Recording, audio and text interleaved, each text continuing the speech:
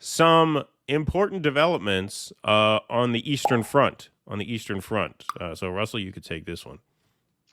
And this, we believe, was quite intentional. Putin warns NATO risks war over Ukraine long-range missiles. Russia expels UK diplomats it accuses of spying.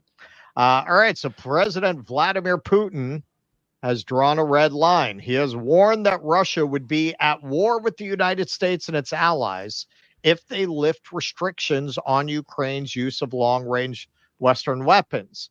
Now, I got to say, I think I cut this. This article spends a lot of time saying he's drawn other red lines and threatened nuclear weapons, but he hasn't done anything. You know, one time that he did draw a red line and he did something when he went into fucking Ukraine. Exactly. Like, this is the framing of, and it wasn't unique to this article. If it was, we would have found another article that didn't frame it that way. Every article is like, oh yeah, he does this all the time. He does this all the time. Yes. Yeah. You know, and you know, how about the whole subject of the article? Was that an example of him drawing a red line and following through? Amazing the way they just massage their audiences. This is why you have all these dumb libs who don't seem to be worried about World War III. Right. Because these things, all the media they take in, don't worry. No, it's fine. And also, morons, has it not occurred to you the fact that he has, yes, drawn several red lines? Has it not occurred to you that maybe he's not the psychotic madman you think he is? Because Russia's first red line was not 1 inch east. So they could have fucking gone ham at the first NATO expansion, but they haven't. What that ought to be a hint to you idiots is that you're not dealing with a psychotic madman. You're dealing with someone who is open to negotiation. So maybe negotiate with him, because one of these red lines is going to be a red line. As Russell said, if there were no red line whatsoever, we wouldn't have a war in Ukraine right now. So this seems to be a real one. I think this is a real one. I can't imagine why it wouldn't because of the contents of this piece. So go ahead. Putin's vow to follow such a move with appropriate decisions was his latest, perhaps most drastic attempt to draw red lines over NATO members' backing for Kyiv. And it came on the eve of a meeting in Washington where the issue is expected to be high on the agenda. British Prime Minister Keir Starmer held talks with President Joe Biden at the White House on Friday afternoon as London clashed with Moscow over the expulsion of 6 diplomats accused of spying, accusations the UK dismissed as baseless. Before beginning the talks, Biden said the U.S. is committed to standing with the UK to help support Ukraine against Russia. I've often said there's no issue of global consequence where the United States and UK can't work together, Biden said.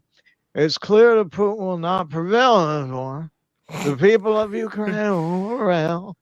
Asked about Putin's comments on a potential direct war with Russia, Biden shat his pants for several minutes before telling reporters, I don't think much about Vladimir Putin.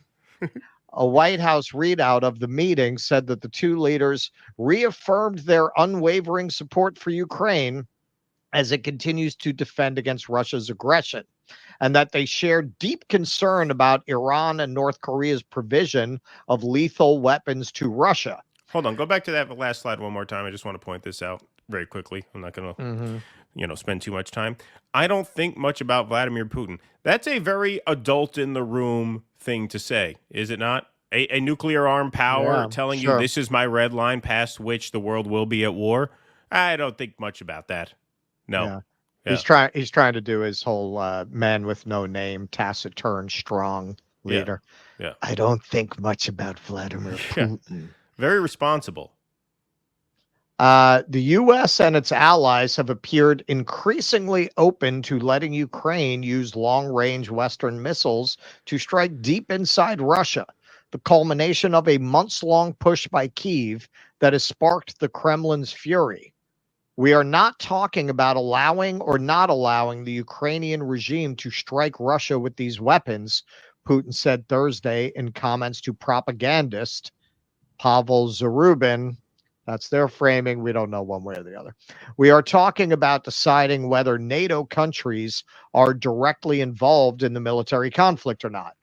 This will mean that NATO countries, the US, and European countries are at war with Russia, Putin said. And if this is so, then bearing in mind the change in the very essence of this conflict, we will make appropriate decisions based on the threats that will be created for us. Putin added that the Ukrainian army does not have the ability to program long range missiles or the satellite data necessary for their targeting, relying on NATO military personnel for those tasks.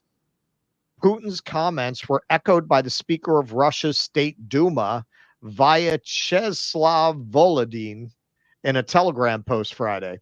NATO became a participant in military operations in Ukraine, Volodin wrote. They are waging war on our country.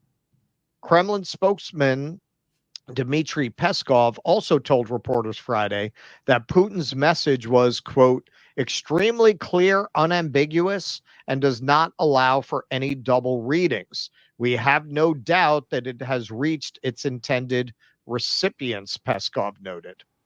As things stand, Kyiv only has permission to use Western supplied long range weapons such as American ATACMS and British Storm Shadows to strike Russian territory along its border, and only in response to attacks from those areas.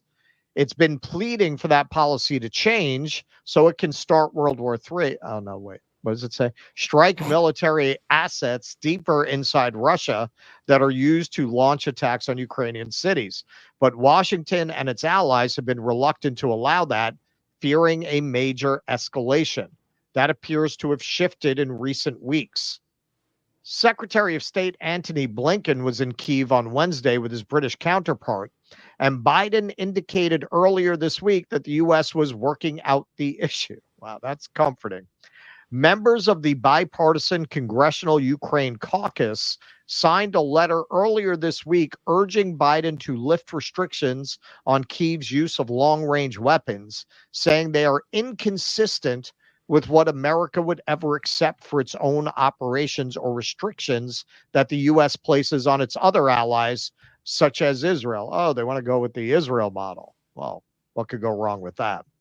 Ahead of his meeting with Biden, the British leader's office told NBC News that Starmer told reporters the UK does not seek any conflict with Russia, but he noted Russia started this conflict. Russia illegally invaded Ukraine. Russia could end this conflict straight away. As he arrived in Washington, Russia's FSB Internal Security Service announced it had revoked the accreditation of 6 British diplomats in Moscow whose actions, it said, had signs of reconnaissance and subversive work. Britain dismissed the accusations as completely baseless. All right, so that's the latest in World War III watch. This is exactly why I haven't booked any trips for next year. Because frankly, at this point, I will be kind of surprised if World War III does not break out before the end of next year at the rate that we're going. Clearly, a lot of powerful forces want World War III. And in the end, Putin's only going to take so much shit. Right. I mean, if the Biden administration were not a psychotic, apocalyptic death cult, Antony Blinken's statement to us would not be, well, we're working this out. You would say unequivocally, Ukraine does not have permission to strike deep inside Russia, and if they do, they are on their own to bear the brunt of whatever the Russian response is, because we and our NATO allies are not turning this into World War III. You would just say that. This way, Ukraine knows whatever you do, bear in mind, you and you alone will suffer the consequences if you escalate this beyond where we want. Well, from what Putin is saying, and I'm not a technical expert, neither one of us is, from what Putin's saying, they don't even have the technology to target that kind of weaponry without Western help.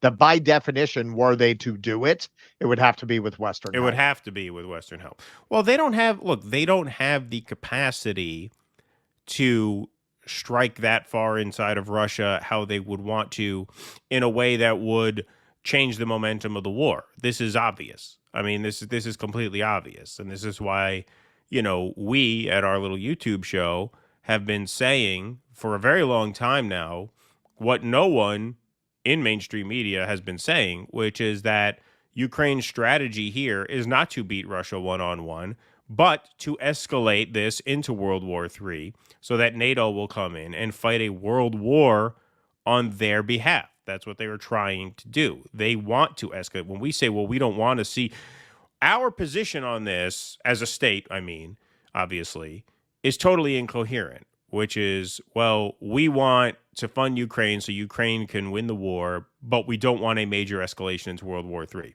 Those two things cannot happen unless neither of those will happen if both of those things don't happen. Ukraine is not going to win the war on its own.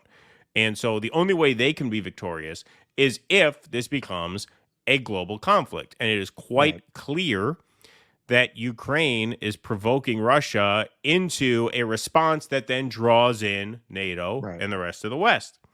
And if you want a peaceful resolution to this conflict that does not envelop the world in a bloodbath, then what you have to do is make it clear to them that they cannot cross this final red line. And we need a negotiated peace right now. And our unwillingness to do that, to just defer to Ukraine, on the surface, it doesn't make sense. Now, the only caveat I would say is that if they are not capable of doing these strikes without our help, maybe we have the ability to stymie that so it doesn't happen. Or is it too late? Do they already have the weaponry in their hands? Like, that's an unknown as far as I could tell. Maybe there's more reporting out there. Maybe if we dig deeper, there's an answer. But as far as I know, that part of it is uncertain. I think they have long-range weapons, but they don't have permission to target deep inside Russian territory like that. And according to what Putin's saying, they wouldn't be able to without our assistance. Yeah, no, you could see this back when a missile accidentally fell inside Poland, and immediately Zelensky seized on that. See, we warned you that they would start attacking the other NATO allies. And come on, man, he knew that Russia did not intentionally attack Poland. He was trying to drum up that propaganda so that before you know it, NATO would be into World War III.